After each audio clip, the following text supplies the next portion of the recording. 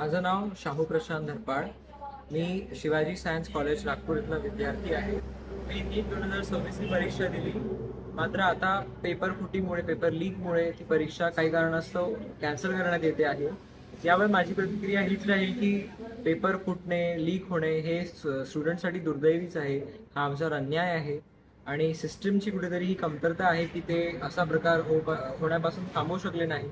मात्र आता तरी किमान जेव्हा री एक्झाम त्यांनी ऑर्डर केलेली आहे, माझी अपेक्षा आहे सिस्टमकडनं की त्यांनी आता तरी ही री एक्झाम पूर्णपणे पारदर्शीपणे कोणतीही अनियमितता न होऊ देता व्यवस्थित सगळी पार पडावी.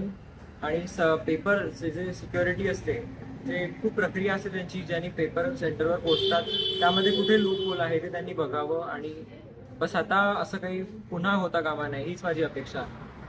शिकूया AI ची क्रांती. चला करूया MSCIT.